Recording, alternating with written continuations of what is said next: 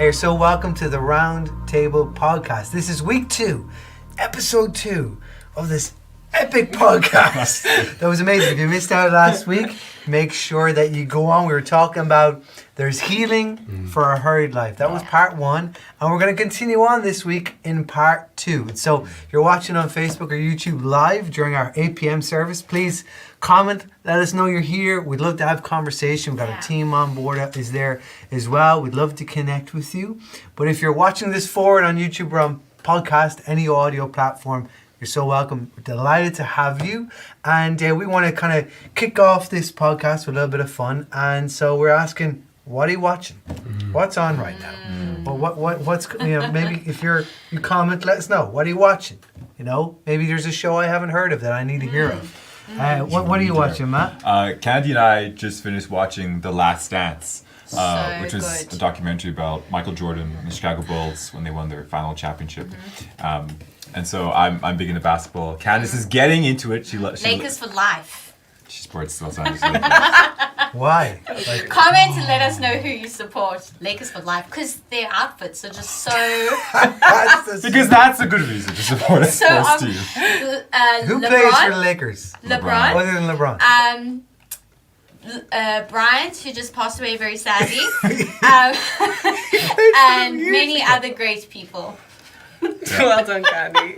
You know what? I'm glad she likes basketball. That's what matters here. She picked the one team I hate with a burning passion. I guess that's part. But no, we were watching that. You're not married yet. Yeah.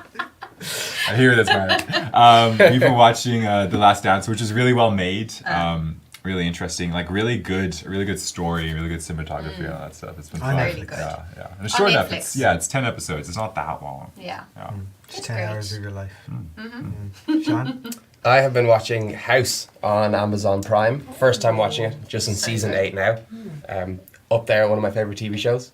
The main character is just incredibly intriguing. I don't know if any of you watched it, but Is that just the one with Laurie? What's his name? Hugh Hugh Laurie, Laurie, yeah. yes. It's just phenomenal, the character, just him and the ups and downs he goes through. And he's like an extreme atheist too, which is great. As I watch and ask, he comes across all these crazy fanatic, just really interesting religious people throughout the whole thing. And it's interesting hearing him ask questions and just imagining if I was asked this question by someone as serious as he was. Or how would I respond? I feel like if he was asking me a question, I'd freeze. Yeah, so that's what I'm watching. Cool. Or yourself? I have a problem. You got the wrong place. Rosie, this was all set up just to get you to identify that. No, I've gotten sucked into the Real Housewives franchise. Oh dear. It's So I'm currently in New York, season 7. But I love it. It's great. Yeah, but I actually you got it under control. No, it is. We're getting there, and this podcast has helped a lot. But something else that I've been watching recently on Netflix. It's called $1 Million Million Pound Menu. Have any of you seen that? Oh, I see that. It's really good. It's like people that want to start up a food chain or restaurant, and it's similar to Shark Tank. Like there's investors, but it's all about food. So. That's so good. Cool. That's so good. Kanye, I didn't actually ask you. I know you are separate to Matt as much as you are combined. We watched The Last Dance, but something else that everyone should watch is Indian matchmaking. It's brilliant. It's really good. So fascinating. And it's a bit strange, but I just love, it's a bit strange, but I love, understanding the people and watching different people and different personalities. I did binge watch it in one night. I watched the whole season. There's not that many episodes. It was 6 or 7 episodes. I watched them all. It was great. Half an hour each. 30-40 minutes. Yeah. Well, let us know what you're watching. This is sponsored by Netflix. Subscribe today and you will get 10% off if you mention the RoundTable Podcast. That's not true. I don't actually watch TV. I just read the Bible. Whatever. He knows everything about housewives, though. And pray. That's because I have a wife. And that's pretty much all I do. Intercede on behalf of you guys. No, I love $1 Million Listing LA. It's my favorite show where they sell off homes in LA. That's what I love. But really, if I was to be honest, I don't just love the homes, I love the drama. I love the drama. I like it. Are there some crazy big homes? Yeah. It's amazing. Yeah, I can just dream. I don't need to own a Yeah. home. I can just watch at home. And someday maybe it'll happen. Through them. Anyway, that's enough of TV shows. So last week we kicked off part 1 of There's Healing for a Hurried Life. And so what we're looking at really is that the life that is really promoted, it is encouraged, is always hustle, always on, always grinding, always something to watch on Netflix or Amazon Prime or the other 20 other things we're going to watch. And it just feels like we get to a place that we're so hurried, we're almost always tired. Yeah. And we're always busy. And so what does it look like to find healing in this? What does it look like to find another way than just the way that's promoted in the world? And one of the things that we've also been talking about is this book that a few of us are reading, and Matthew just finished it as well, The Ruthless Elimination of Hurry. And I really encourage you to get it. I'm sure you can get it on Kindle or audiobook or wherever, or buy it in real life. And it just really helped me, it impacted me, it's challenged me to really kind of question, am I living hurried? Some of the ways that describe hurried is feeling drained, feeling empty, not being able to rest because you just need to recover. Yeah. And so, how do we get to a place where we actually enjoy our weeks, we enjoy our work, we enjoy our life, and we're there's a calm to us? I'm still discovering that answer, and that's part of the reason why we have this podcast, to have a conversation. So if you were to ask me what's the purpose of the RoundTable Podcast, I'd say it's to have a conversation around spirituality, relationships, leadership, life in general. And so that's what we're going to do every single week. During our 8 p.m. service, of course, we'll have the podcast on other platforms, and we're going to have interviews, we're going to have all different conversations. It's great to have you online joining us today. So last week we kind of finished off in looking at getting to that place. We were really referring to lockdown, what we learned from lockdown, also what things we enjoyed. You talked about getting to a place you actually enjoy working at home now. Others, hate working at home, want to get back to the office. I know that's been a little bit your story, definitely mine. And just kind of trying to get that work-life balance. And here's just one thing I want to touch on before we kind of go for it, is that idea of that word balance. And the myth that really ticks me off so much is when people say there's no such thing as balance. And I feel like that people say it just to cover up the life that we've got so used to, the habits, to go, oh no, this is just the way it is. And I'm like, no, there has to be balance. When we go off kilter, we must recalibrate so we come somewhat. And we'll always be either left or right. I don't just mean our politics. I mean actually in our life. And I'll give you an example, and just to talk about this for a little bit, see what you think. I believe as Christians, we're called to live in the middle. Okay? And I'll give you an example. So recently I was talking to someone, I probably had this conversation so many times, the coronavirus. Do you actually believe it is real? Right? Or is it at least as bad as, or is it a conspiracy that's been created by Bill Gates that's out to kill us and wipe out the whole world? And you know what my answer has come to a place now is it doesn't matter what I think. It doesn't matter my opinion. But I believe what Jesus has called me to do is actually, as a pastor especially, is to hold that place and to help people navigate their way through life, no matter what the result is or the answer is. And in fact, I believe that we as Christians are called to be in that place. Not just not have an opinion. That's not what I'm saying. But I'm saying that we're more focused on Jesus and living out, following his ways and loving others than our opinion. And I think we've got that the other way around. What about you guys? Because I think this really messes with our minds, gets us overthinking, and can cause us to be more hurried than ever. Yeah. I think when you have to take a stance on something, that's where a lot of division comes even into the church. When it's like, well, do you believe in this type of baptism or that type of baptism? You have to pick one, and if you don't pick that one, well, then you're wrong, and we're different, and it creates division. And then you have this one branch, and then there's more branches, and there's so much of that. And I think there are certain things that are, I guess most Christians, mainstream Christians, have certain fundamental things about their faith that, compose it. And then the world, you look at coronavirus, you can see coronavirus is real. It's killing people all over the place, right? So there's certain things that you can look at and say, okay, cool, this is real. But when it comes to our opinions and how we look at life, I think we can so easily let just someone else thinking differently or looking at things differently, we can let that be a divider, as opposed to something that can strengthen us. And so I think you're so right. Like being Christian doesn't mean that you have to have a certain specific mindset or a certain specific point of view. It is about living like Jesus, and really that's what it's about. And Jesus was so accepting. Yes, he called out things that were wrong, but at the same time, he ate with sinners. He ate with tax collectors, people that were considered bad and wrong, right? And so, yeah, I think you're so right. I think having to have an opinion causes such division. Yeah. I was just thinking so much on like that division that we see, and I think a lot of it, what I see in my own life and in the narratives that I guess are being thrown at us on social media and all this stuff, is that like people want, well, I don't know, but like that desire for people to live in fear, and so that everything you're thinking about is like fear, survive. And I think that's where a lot of these issues come down to, like it's a conspiracy theory, or it's actually around the coronavirus. Like really plays on people's fear, like fear motivated. And I think that's something that I've really been intrigued by when it comes down to the stuff like divisions, is that like there's always a fear. I've seen that there's like that question of like if you don't believe this, then you're against. I found that if you don't believe this, then you're against humanity, for instance. And I'm similar to you, where I've come to that place where like it doesn't matter what I think, and I don't need to go around saying everything that I think. But I think that's something that I've noticed, is that fear is like it tends to be the grounded motive, grounding for it. Yeah. That's good. Yeah. It's really good.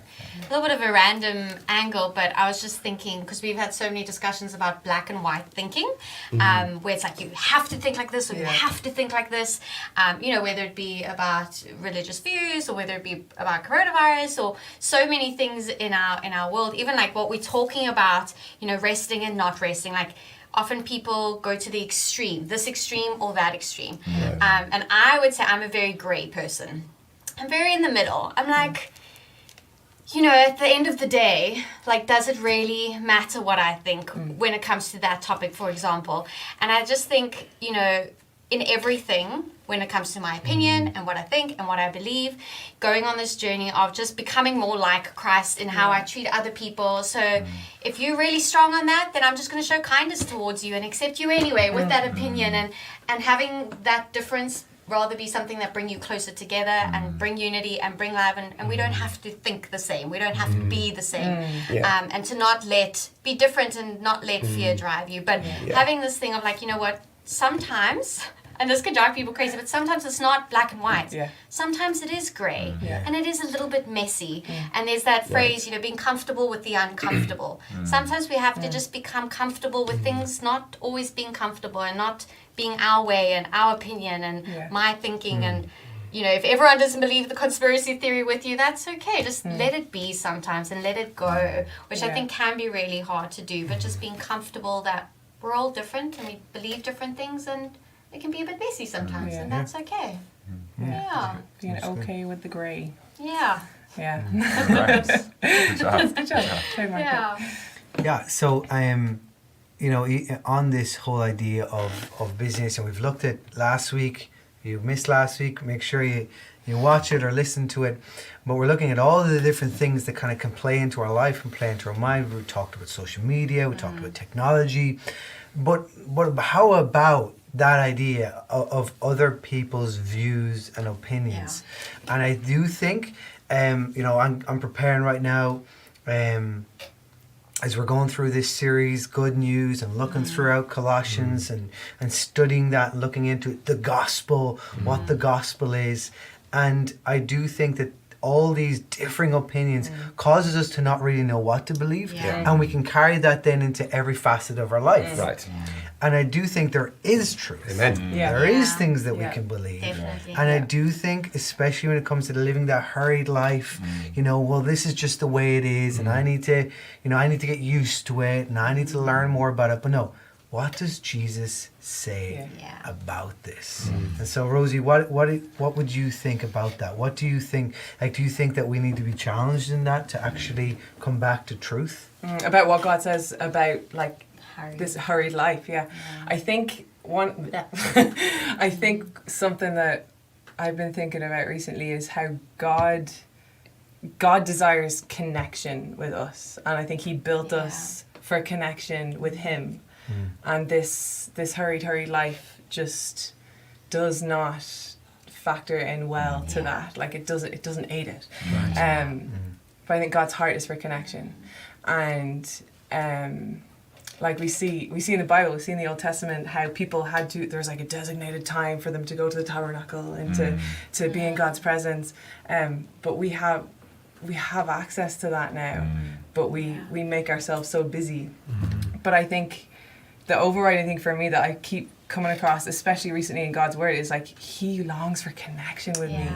I remember not like a year or two ago, I was like in this, I felt the most flippin' hurried I've felt in a long time. I felt so too many tabs open, was getting ready to go to work, and I was driving to the office, and I felt God say so clearly to me, and this doesn't happen regularly, but I felt God say to me so clearly, meet me at this place, and like a specific like geographical place, meet me at this place. And I was like, oh flip, I think God just spoke to me. But I drove to this place, and I've been listening to the song on Spotify as I was driving, and I have my journal with me, which isn't even a normal thing, but I just spent about 30 minutes sitting in this place, and I felt God say to me so clearly, because I was, like I said, too many tabs open, thinking about too many things, worrying about too many things.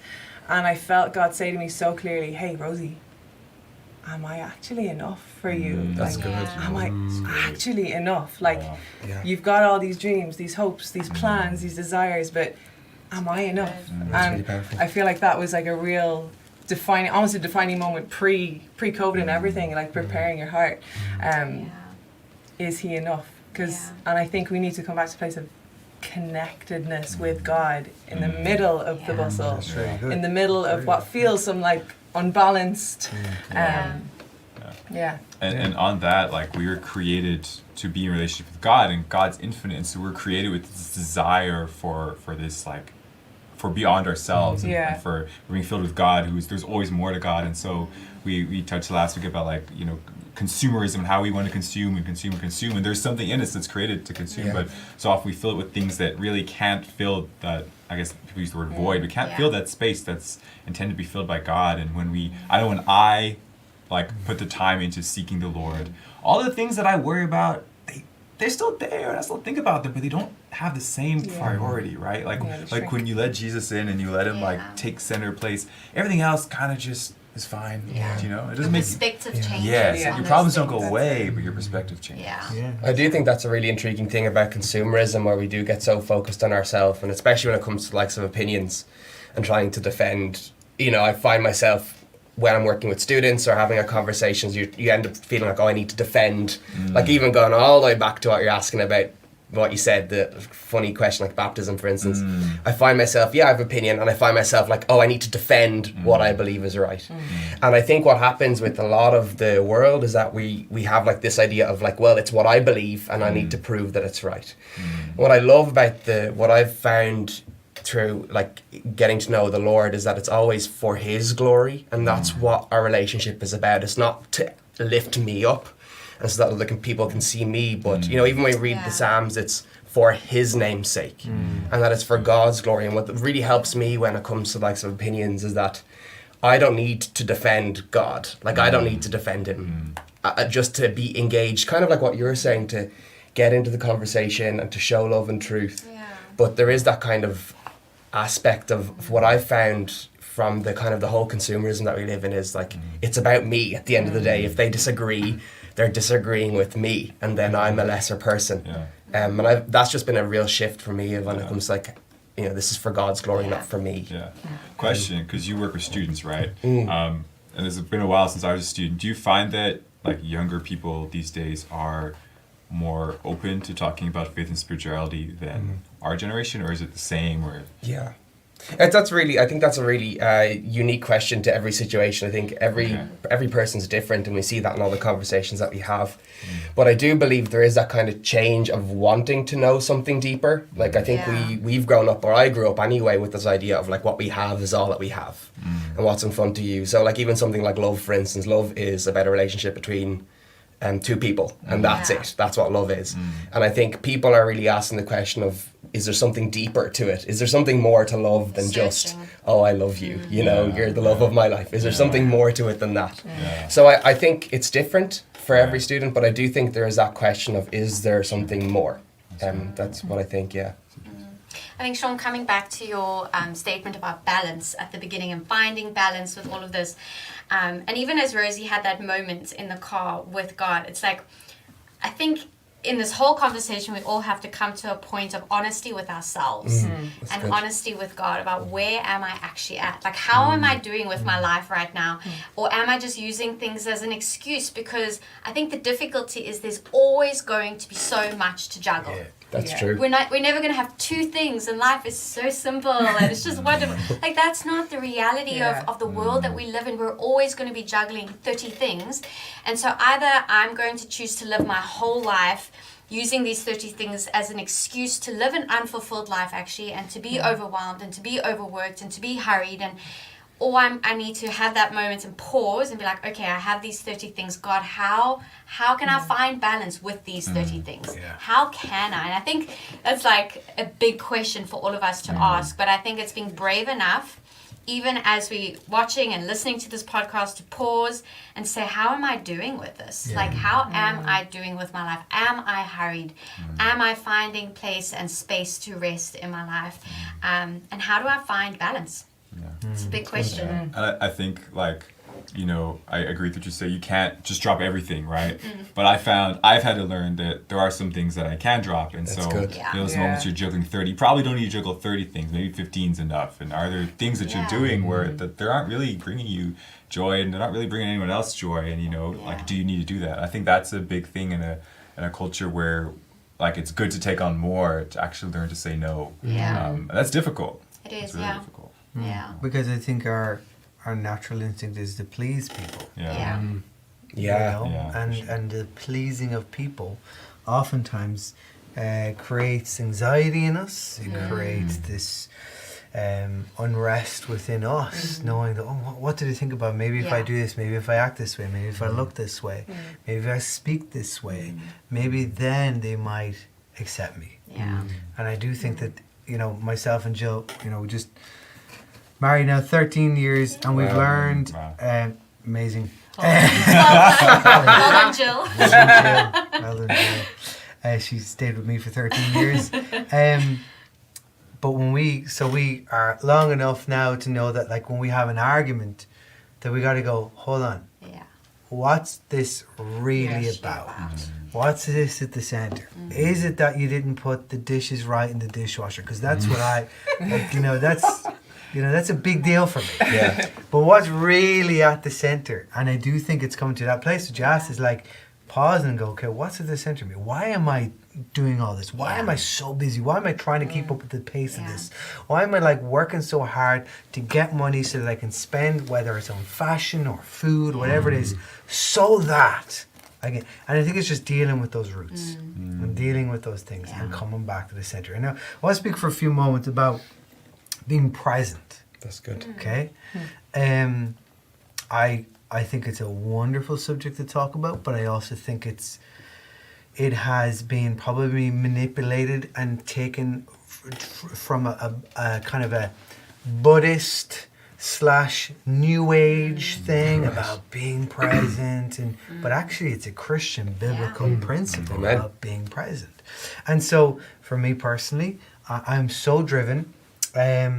That in one moment, I'm always thinking about the next moment. Right. So, and this is where I'm trying to be centered and actually listen to what you're saying, rather than thinking about what I'm going to say. And I've had to force myself to pause, to celebrate, to reflect. And I ultimately think the answer is to be grateful. Gratefulness is the key to actually being present and stopping. And I'm grateful for this moment. I'm grateful for the previous moment. Regardless of what has happened, I'm going to find gratefulness in that.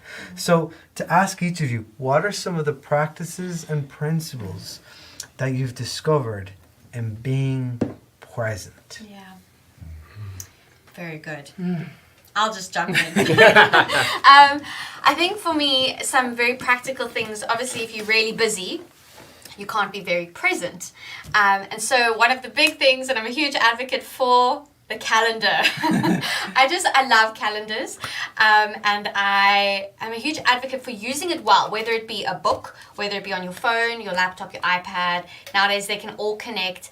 But I just find, you know what, if you're really busy and life is escaping you and your life is so full, this might sound harsh, but that's no one's fault, because we're allowing that to happen to ourselves. We're saying, yes, come, take all my time, and we're allowing ourselves to be busy. And like we said, we need to stop, and we need to possibly use our calendars and say, I need to not be so busy, or I need to put in things in my life that are things that are going to fuel me and things that are going to help me be present. So when you look at your week, do you have time for family in your week? Like, have you scheduled and calendarized time for your family? Because we calendarize all these work things and appointments and gym even, but do you have special time for your family? Do you have special time maybe once a month or every second week for your friends? Like, when last have you seen your friends? Do you have time for you in your month? Maybe it's not something we can do every single week, but I find for myself, when I look at my calendar, it's a big reflection of my priorities. Yeah. And if I've put in time for myself, I've put in a coffee, because that fuels me, a coffee, a breakfast, a night at home. I can see I have at least one night at home this week where I can just do nothing or write in my journal or watch Netflix. I feel like that really helps me to be present when I'm not just letting life run by me, but I'm actually looking at my life on paper or on my phone and saying, okay, this is a good week. I have some space and I have some time. And I think the second thing for me, which is huge, if you know me, I love celebrating. I'll just celebrate everything. I'll celebrate tomorrow's Friday. Let's just get a coffee because it's Friday. Like, let's just celebrate that we've come to another Friday. And I think it's that gratefulness thing. It's like being grateful for today. Like, our friend is getting married in a few weeks, 3 weeks time, and every 10 days we're like celebrating, buying her flowers, because it's a big deal. We could do that, or we could just let it pass us by and, oh, today's your day. But we're choosing to celebrate and absorb every day for what it is, and the gem that every day is, the value of every single day.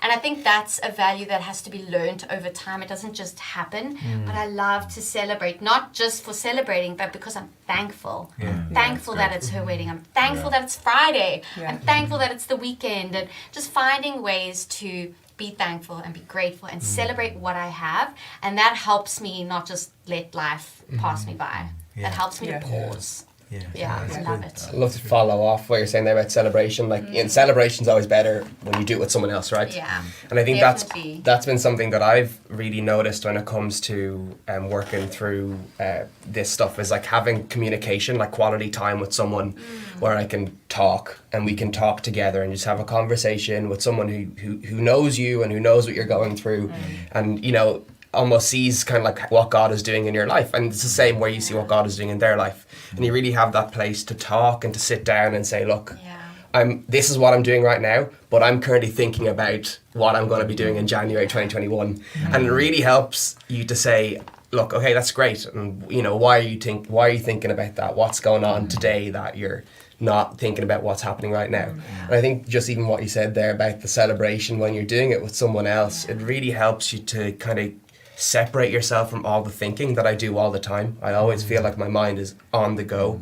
When I talk with someone else, it really helps me to slow down and to verbally process and say, this is what's on my mind. What do you think? That's so good. That's really good, man. And I think gratitude is like huge. Yeah.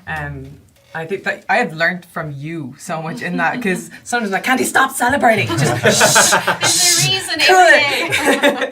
But it's so important, because we're different. We're all different. Yeah. But that's contagious. Like, gratitude is contagious. Having that grateful disposition. For some of us, you've got to stir it up a little bit, and it's like mud. But for some of us, it's like natural, and I love how that rubs off on other people. I think gratitude is huge. So I really hope that this podcast has helped stir within you and challenge you to ask yourself the question, am I hurrying or am I intentionally slowing? Am I being present? Am I living a life that is grateful? And if the answer is no, you're like us. But we can start here and we can start now. and be aware of it, and even ask God within our lives and within our days, God, help me to be present. Help me to come back to what you're getting me to focus on. Help me to be grateful for what I have and who is around me, not what I don't have and not who I'm not with. But I really hope that this has blessed you and encouraged you. Join us for week 3. Next week is the final part of this podcast. There's healing for a hurried life. Can't wait to see you there next Sunday, 8 o'clock.